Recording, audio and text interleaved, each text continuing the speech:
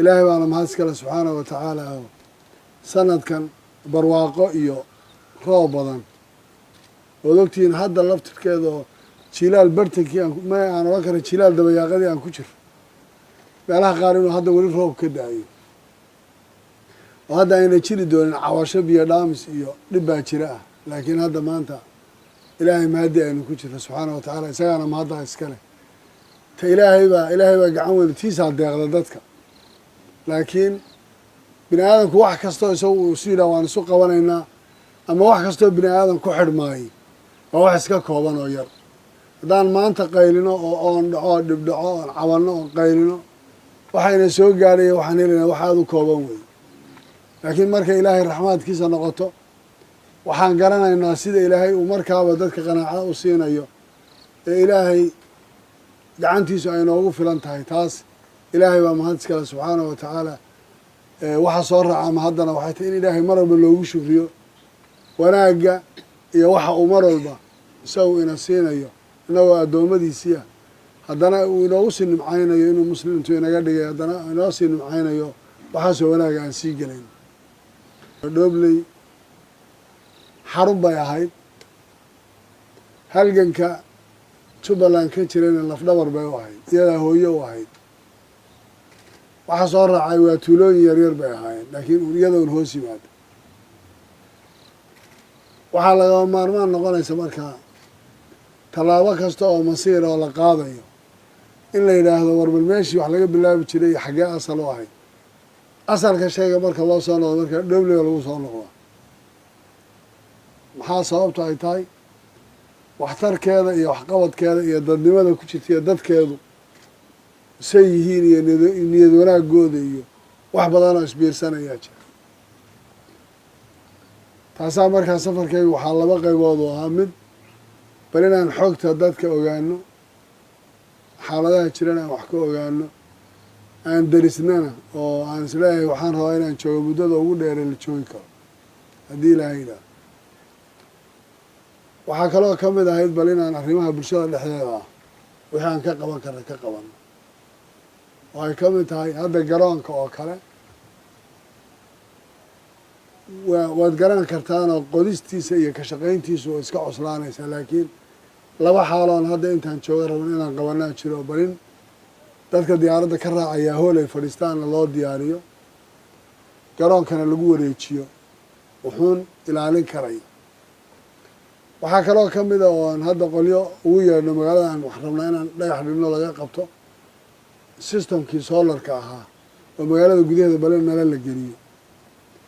oo magaalada nala loo yeelo soolarkii la taago aan dhagax dhigno in soolarkii magaalada gudaheeda nalal xaafadaheeda iyo kulli la dhigo garoon ciyaarana wuu jiraa oo kubadda ah oo isagana aan rabno haddii ilaahay idhaahdo inaan laga shaqeeyo on dhagax dhigno haddii ilaha idhahdo isagana magaalada loo qabto ay magaaladu inkastoo nima reerdhowle inayna kubadda aada ba u ciyaarin oo odayaal u badan yihin sababto inta hadda meesha fadhido odayaal bay u badan yihin dhalinyaradu way ku yarta laakiin waa un la heli wax kubadda ciyaare garoonkana haddii ilaha idhahdo shaqadiisa waan gelaynaa odayaasha keli keli iyo si guud iyo waan la kulmi doonaa culimadaan arki doonaa doodo badan baan geli doonaa tabashadaan geli doonaa waxay dadka igala hadlaanna waan uga jawaabi doonaa waqtigeeda haddii ilaha idhahdo waxaan rajaynayaa guri marti oon leenahayna inaan raadino oon hadda ka dhisnay haddii ilahay guri dowladdu ay leedahay marti ah oo waagii horena ka tegay anoon barnaamijkaas dhamaystirin laakiin afmadow aan meel ka diyaarinay welise aan la dhisin inaan isku dayno taasna inaan hadda qorshaheeda aan dhamaystirno oo xaafado dhexdooda aan lagu degina hadda kadib meel dowladdu leeda oo ka bannaan ninkii ootayna laga kaxayn doono taasaan samaynaynaa haddii ilaahayda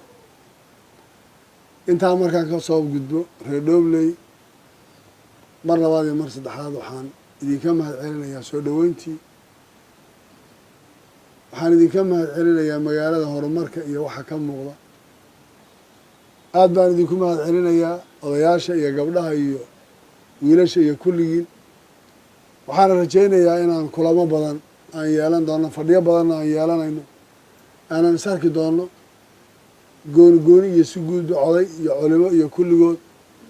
laakiin maanta waxaan jeclahay inaan ku soo ururiyo midnimada dadku waa muqadas dadku inay mid ahaadaan isku duubnaadaan wada noolaadaan wada shaqeeyaan waa arrin muhiim inoo ah deegaanka la ilaaliyo dadka la ilaaliyo muhiim bay inoo tahay odayaashu ay gartaan mas-uuliyadday lahaayeen ka siyaasiga uu garta mas-uuliyaddu lahaa ka askariga uu garta mas-uuliyaddu lahaa midka ganacsadihii uu garta mas-uuliyaddiisa ka culimadii uu garto marka qof waliba shaqada uu leeyahay uu garto waxaa bulshada kaga aadanna uu ka shaqeeyo waxaa wax badan inoogu hagaagayaa oo waxtar inoo noqonaysa wada noolaanshaha shacabka iyo waxtarkooda iyo say iyo wax sugu qabanayaani shay wanaagsan bay noqonaysaa aan isku duubnida ka shaqayno tafaraaruq iyo kala qaybsanka waxba inooma keenayo